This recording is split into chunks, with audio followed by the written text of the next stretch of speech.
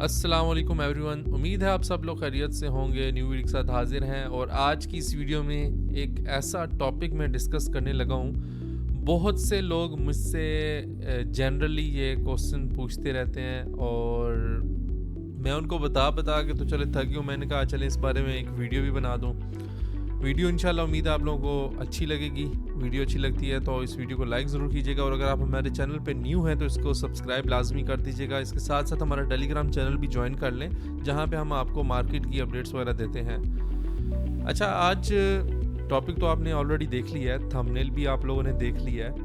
Future क्या है crypto currency का पाकिस्तान में, तो मैं चीज़ों को थोड़ा बेसिक से लेके चलूँगा और आप लोगों को पहले थोड़ा सा कॉन्सेप्ट जो है वो क्लियर करूँगा क्रिप्टो के बारे में कि क्रिप्टो का जो मेन कॉन्सेप्ट है वो क्या है।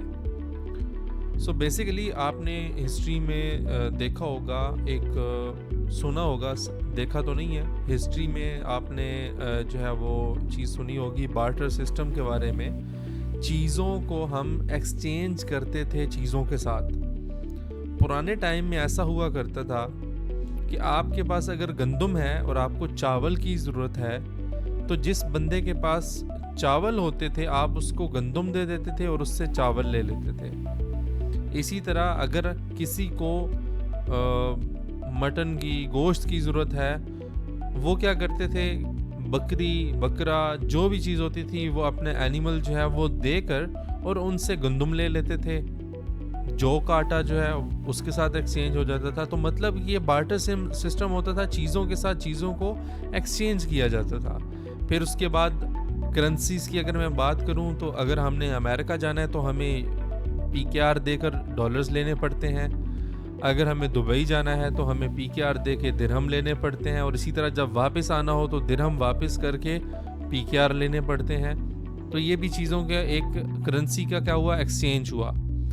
क्रिप्टो करेंसी का जो कॉन्सेप्ट है वो भी सेम कुछ ऐसा ही है, लेकिन बहुत से ऐसे लोग हैं जिनको इस कॉन्सेप्ट की समझ नहीं आती है। बेसिकली क्या होता है कि हम इसको चीज़ों को जो है वो चेंज करते हैं ट्रांजैक्शन के लिए, डिजिटल फॉर्म में करते हैं। इसकी कोई फिज़िकल अपीयरेंस नहीं होती। हाँ, इसके बैक एंड पे कंपनीज होती हैं जिनके प्रोजेक्ट्स होते हैं, जिनके वो टोकन्स या कॉइन्स होते हैं। फॉर एग्ज़ाम्पल, आपने अमेरिका में किसी इंस्टीट्यूट में एडमिशन लिया है और उनके पास एक ऑप्शन है कि आप अपनी फ़ीस जो है वो क्रिप्टो करेंसी में पे कर सकते हैं। तो आपने क्या करना है, जस्ट पाकिस्तान से बैठे हुए आप उनको अपनी फ़ीस पे कर सकते हैं। There is no third party involve. ठीक है, थर्ड पार्टी इन्वॉल्व नहीं है इसमें। आप सेंडर हैं और अगले रिसीवर हैं, जस्ट दो लोग जो हैं वो इसमें इन्वॉल्व होते हैं और इसको हम बोलते हैं पीयर टू पीयर ट्रांजैक्शन। तो होता ये है कि क्रिप्टो करेंसी जो है अब पूरी दुनिया में तकरीबन हर जगह पे ही एज ए पेमेंट सिस्टम जो है वो एक्सेप्ट हो रहा है।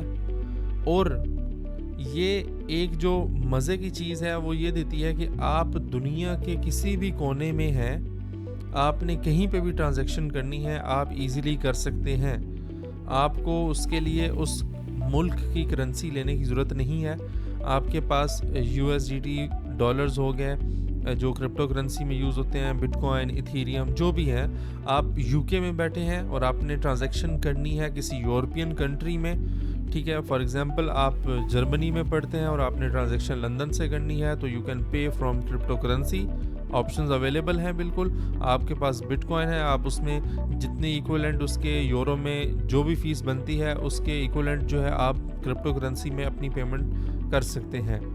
अमेरिका की बात करूं तो वहाँ पे बहुत से लोग जो उनको कसिनो खेलने का शौक़ होता है तो वो लोग पेमेंट्स जो है वो अपनी इथेरियम कॉइन में करते हैं।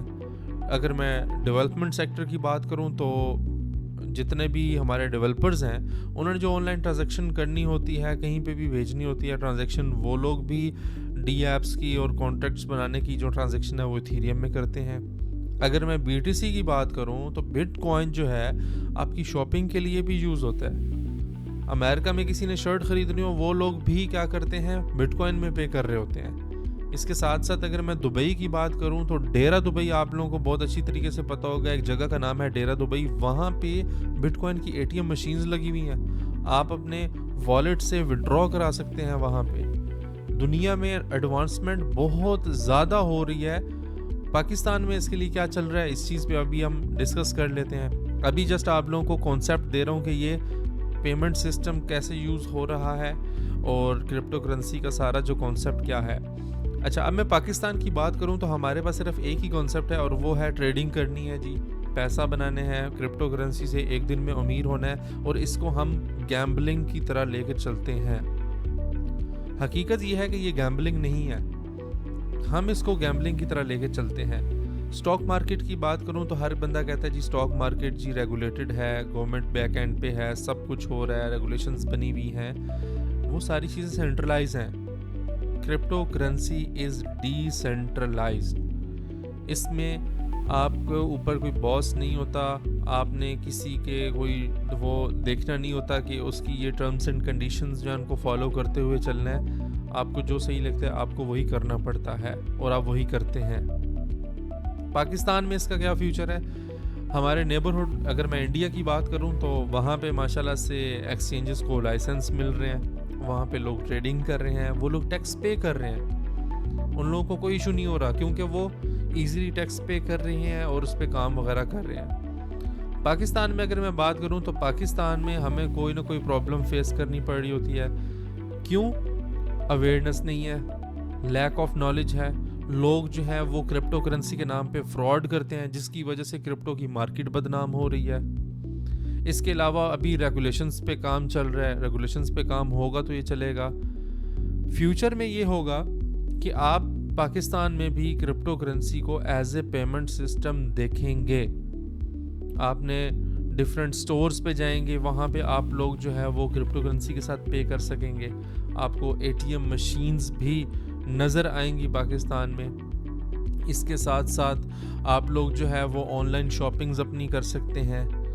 इवन के ब्लॉकचेन टेक्नोलॉजी की अगर मैं बात करूं तो ब्लॉकचेन टेक्नोलॉजी पे हमारे पास इतना टैलेंट है अल्हम्दुलिल्लाह पाकिस्तान में कि इतने बड़े बड़े हमारे पास डेवलपर्स पड़े हुए हैं जो बहुत ज़बरदस्त काम कर रहे हैं ब्लॉकचेन पे। और ब्लॉकचेन का सारा कॉन्सेप्ट क्रिप्टो वाला है, क्रिप्टो चलती ही ब्लॉकचेन पे है। आगे फिर हमारे पास इंटरनेट जो है वो वेब 3 पे कन्वर्ट हो रहा है। वेब 3 में तो हमारे पास पेमेंट सिस्टम है ही सिर्फ क्रिप्टो करेंसी का, क्योंकि उसमें हर चीज़ डिसेंट्रलाइज है। मेटावर्स आप लोगों ने सुना होगा, ठीक है, एक वीआर ग्लासेस का आपने सुना होगा, वो एक पार्ट है मेटावर्स का, ठीक है। तो उसमें सारी चीज़ें जो हैं वो चेंज हो रही हैं। पाकिस्तान में अभी थोड़ा सा टाइम लगेगा। अगर मैं 2022 की बात करूं तो 4% लोग इन्वॉल्व थे क्रिप्टो करेंसी की ट्रेडिंग में और 2023 में 17% जो है लोगों ने अपने जो क्रिप्टो करेंसी की ट्रेडिंग हो गया या इस फील्ड में जिन्होंने इंटरेस्ट था, 17% एक स्टडी या रिसर्च के मुताबिक मैंने कहीं पे पढ़ा है, तो वो 17% ऐसे लोग थे जो इन्वॉल्व थे। 2024 में शायद उससे भी ज़्यादा होंगे और ये दिन ब दिन क्या है परसेंटेज बढ़ती हुई जा रही है। 2019 में हम लोग क्रिप्टो की मार्केट में आए थे जब रिसर्च की थी, जब इस पे सारा काम स्टार्ट किया कि ये किस तरह से वर्क करता है, इसका नॉलेज कहाँ से लेना है, इसमें हम किस तरह से अर्निंग कर सकते हैं, इसमें क्या क्या अपॉर्चुनिटीज़ हैं। तो ये सारी की सारी चीज़ें जो है ना, ये सारी की सारी चीज़ें हमें नज़र आएंगी पाकिस्तान में, इंशाल्लाह नज़र आएंगी। बढ़ती हुई परसेंटेज जो है वो मुझे उम्मीद है कि कुछ अच्छा ही होगा सबके लिए, ताकि जब ये रेगुलेशंस बन जाएंगी तो हमारा स्कैम के जो परसेंटेज है वो कम हो जाएगी। लोग जो फ्रॉड करते हैं उन लोगों के लिए अपॉर्चुनिटीज़ ख़त्म हो जाएंगी। सारे काम जो हैं वो बड़े बेहतरीन तरीके से जो हैं वो चलना स्टार्ट हो जाएंगे। खैर, ये सारी चीज़ें जो हैं ये डिस्कस करने वाली हैं, साथ साथ इंशाल्लाह आप लोगों के साथ नॉलेज भी शेयर करेंगे। बहुत सी ऐसी जॉब की अपॉर्चुनिटीज़ भी होंगी यहाँ पे, आप जो है वो देखेंगे। ट्रेडिंग फर्म्स वगैरह जो हैं वो होंगी, टेक्निकल एनालिस्ट की ज़रूरत पड़ेगी, बहुत सी चीज़ें जो हैं वो अवेलेबल होंगी क्रिप्टो करेंसी से रिलेटेड। और जो क्रिप्टो रिलेटेड कंपनीज़ होंगी उनको एम्प्लॉयज़ की ज़रूरत होगी, ऑब्वियसली वो एम्प्लॉयज़ हायर करेंगे, सोशल मीडिया मार्केटिंग का काम बढ़ेगा, ठीक है। और इस तरह की खैर बहुत सी चीज़ें हैं जिनको मैं अब एक-एक बयान करने लग दूँ तो एक लंबी सी लिस्ट बन जाएगी।